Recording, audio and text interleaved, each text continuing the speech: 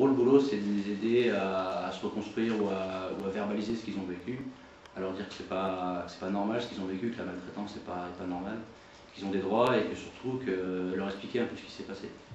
Parce que souvent, les enfants n'étaient pas forcément victimes en direct de la violence, mais par ricochet, ils ont soit assisté à des scènes de violence entre le père et la mère, ou pas forcément de la violence physique, mais en tout cas, ils ont senti qu'il y avait des choses. Et donc voilà, moi je suis là pour les aider à le verbaliser, à en parler, et puis aujourd'hui à se reconstruire, pour justement éviter qu'ils reproduisent des schémas de violence, ou en tout cas dire que c'est pas normal, quoi. La violence n'est pas normale.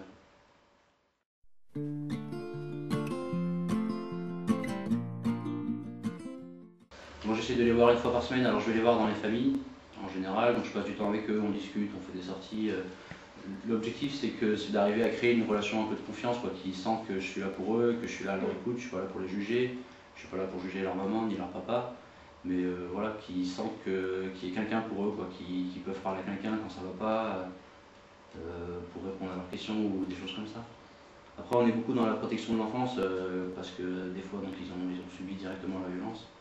Donc on met en place, donc après c'est pareil, si on travaille en équipe, on essaie de voir qu'est-ce qu'on peut faire pour les protéger, pour mettre des choses en place avec les mamans.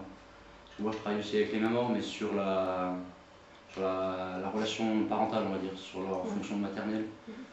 Parce que par rapport à l'autorité, c'est quelque chose qui pose souvent question, dans la mesure où le mari était souvent violent et exerçait souvent l'autorité d'une manière un peu violente, un peu tyrannique. Et que quand elles arrivent chez nous, elles se retrouvent un petit peu dépourvues parce que qui c'est qui va faire l'autorité, sachant que c'était pas elle qui le faisait avant. Et les enfants découvrent un peu la liberté, donc ça part un peu dans tous les sens.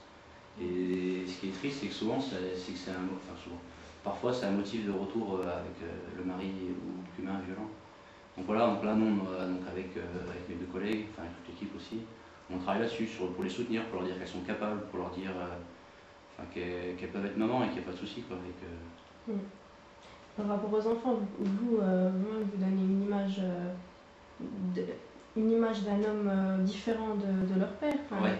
Leur père, non? Il y a ça aussi qui est bien. À la limite, moi j'ai rien à faire, juste être là avec eux, et qui voient qu'un homme peut avoir une communication non violente et saine sans forcément avoir recours à la violence.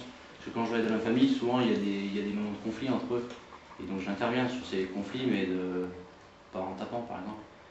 Et donc c'est bien, c'est parce qu'ils réapprennent, en tout cas ils ont l'occasion de voir que tous les hommes ne sont pas violents et qu'on peut discuter de manière non violente et qu'on peut régler les conflits de manière non violente. Et c'est vrai que ça a toujours été très important pour l'association que la personne qui s'occupe des enfants soit un homme, pour qu'ils aient aussi une autre image de ce qu'ils ont vu